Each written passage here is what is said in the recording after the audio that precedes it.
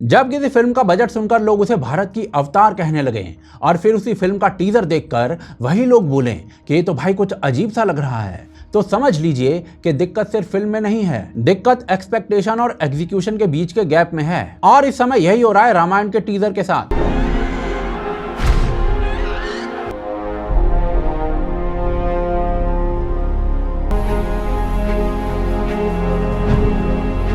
हाल ही में इसका टीजर आया है और ऑनेस्टली बोलूं तो रिस्पांस मिक्स्ड है। कुछ लोग जेन्युइनली एक्साइटेड है और उन्हें लग रहा है कि फाइनली भारत ग्लोबल लेवल पर कुछ बड़ा सिनेमैटिक करने जा रहा है, लेकिन इस टाइप के जो ट्वीट्स हैं ना वो पेड पीआर ज्यादा लग रहे हैं। वहीं दूसरी तरफ काफी लोग ऐसे हैं जिन्हें लग रहा है कि इतना बड़ा बजट होने के बावजूद विजुअल्स में वो वजन नहीं है जो होना चाहिए था। अब ये समझने के लिए कि असली प्रॉब्लम कहाँ है, हमें थोड़ा सा पीछे जाना पड़ेगा, क्योंकि इससे पहले हम देख चुके हैं कि क्या होता है जब एपिक स्टोरीज को सही तरीके से हैंडल नहीं किया जाता है। आदि पुरुष इसका सबसे बड़ा उदाहरण है।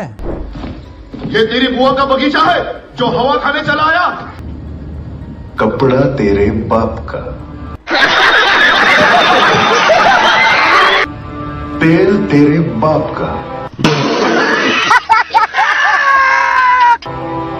आग भी तेरे बाप की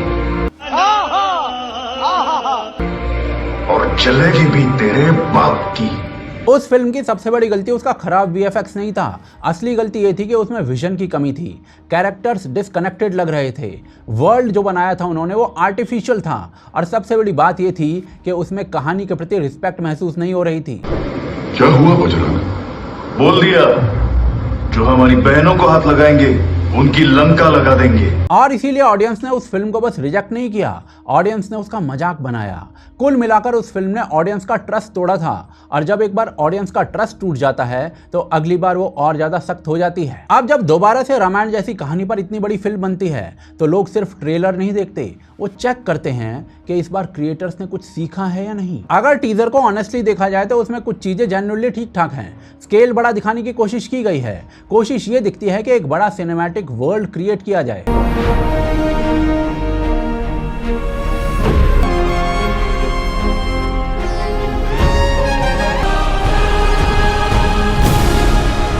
हालांकि ये सब चीजें हैरी पॉटर वाले बहुत पहले कर चुके हैं। दूसरी चीज जो काम करती है वो है रणबीर कपूर की प्रेजेंस। शुरुआत में कास्टिंग को लेकर काफी डाउट थे, क्योंकि रणबीर कपूर की हिस्ट्री तो आपको पता ही है। I'm not a big chicken guy.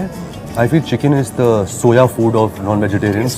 I'm a more mutton, paya, beef. Red meat. Yeah. I'm a big beef guy. लेकिन टीजर में उनका लुक और बॉडी लैंग्वेज देखकर लगता है कि वो भगवान राम के कैरेक्टर की बेसिक क्वालिटीज को समझ रहे हैं। वो ओवर द टॉप हीरोइक नहीं लगते, बल्कि कंट्रोल्ड लगते हैं, और भगवान राम के कैरेक्टर के लिए यही सबसे जरूरी चीज है। तीसरी चीज है टोन। आदि पुरुष की तरह यहाँ पर मीम वाली फील नहीं आती है। फिल्म की टोन सीरियस है, रिस्पेक्टफुल है और डिवोशनल है। कम से कम मेकर्स ये समझते हैं कि वो किस कहानी को पोर्ट्रे कर रहे हैं, और ये टीजर में दिखता है। और इसी कारण से रणबीर कपूर आदि पुरुष के प्रभास की तरह कसाई नहीं लग रहे हैं। तो ऐसे में सवाल ये उठता है कि फिर प्रॉब्लम क्या है?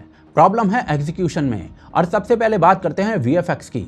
वीएफएक्स कुछ शॉट में टेक्निकली खराब नहीं है, ये आउटडेटेड या चीप नहीं लगते, लेकिन फिर भी कई शॉट्स में आपको ये फील आएगी कि ये रियल नहीं है, या फिर ये बहुत ज़्यादा स्मूथ हैं, ये बहुत ज़्यादा पॉलिश्ड हैं, टेक्सचर्स प्लास्टिक जैसे लगते हैं, लाइटिंग फ्लैट लगती है, एंड कई जगह तो एआई वाली फील आ रही है।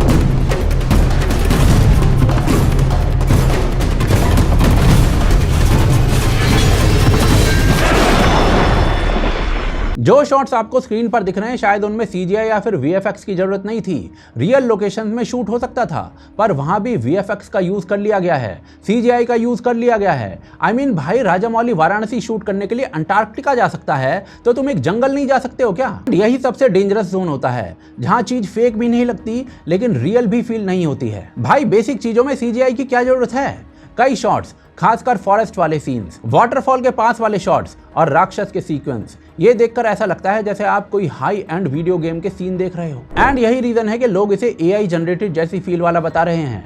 अब इसके साथ एक और इशू जुड़ता है, और वो है क्रीचर डिजाइन। कुछ राक्षसों के शॉट देखकर आपको सीधे आदि पुरुष की याद आ रही है, और एक बहुत बड़ा रेड फ्लैग है, क्योंकि ऑडियंस अगर आपको उसी फिल्म से कंपेयर करने लगे जिसे उसने रिजेक्ट किया है, तो आप शुरुआत में ही डिफेंसिव पोजीशन में आ जाते हो। राक्षस भाई ऐसे नहीं होते थे जैसे लॉर्ड ऑफ द रिंग्स में दिखाए जाते हैं। रामायण रामायण है, उसे हैरी पॉटर बनाने की कोशिश क्यों करनी भाई। एंड यहाँ पर प्रॉब्लम ये नहीं है कि फिल्म के क्रिएटर्स ने दिमाग ही नहीं लगाया है, प्रॉब्लम ये है कि इंस्पिरेशन गलत जगह से ले ली गई है। ऐसा लगता है कि रेफरेंसेस वेस्टर्न फैंटेसी फिल्म और गेमिंग से ले लिए गए हैं, जबकि रामायण की विजुअल लैंग्वेज वहां से नहीं आनी चाहिए। वो आनी चाहिए थी भारत के मंदिरों से, स्कल्पचर से, क्लासिकल पेंटिंग से और फोक ट्रेडिशन से। अब एक बहुत इंपॉर्टेंट और अंडररेटेड इशू है इस फिल्म की लाइटिंग।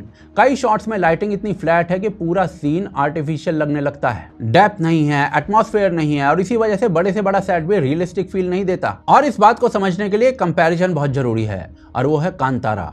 उस फिल्म का बजट बहुत कम था, लेकिन उसके फ्रेम्स इतने रियल लग रहे थे कि ऑडियंस पूरी तरीके से इमर्स हो रही थी, क्योंकि वहां पर जंगल भी रियल था, आग भी रियल थी और लाइटिंग नेचुरल थी। लगता है कोई पवित्र पत्थर है। जब भी पृथ्वी पर अधर्म बढ़ता है, ईश्वर धर्म की रक्षा करने के लिए अपने दूत पृथ्वी पर भेजते हैं। मेरे स्वामी मायालोक से आए हुए सभी दूत बस गए इस पावन धरती पर। वहीं रामायण के टीजर में हर चीज कंट्रोल्ड है, लेकिन रियल नहीं है। CGI का फॉरेस्ट है, CGI का स्काई है, CGI के महल हैं, CGI के ही राक्षस हैं। यानी हर चीज में टेक्नोलॉजी घुसाई गई है, लेकिन इमोशनल ग्राउंडिंग कम है। और ऑडियंस को आज एक्सपेंसिव फ्रेम्स नहीं चाहिए, ऑडियंस को ट्रुथफुल फ्रेम्स चाहिए। अवतार ही देख लीजिए, अवतार फिल्म का CGI ज्यादा बिलीवेबल लगता है और इसका रीजन है वहाँ VFX सिलेक्टिवली यूज होता है। हर चीज CGI से नहीं बनाई जाती। वहाँ लाइटिंग फिजिक्स बेस्ड होती है, मोशन कैप्चर रियलिस्टिक होता है और सबसे इंपॉर्टेंट चीज कि वहाँ सालों का रिसर्च और डेवलपमेंट लगा होता है।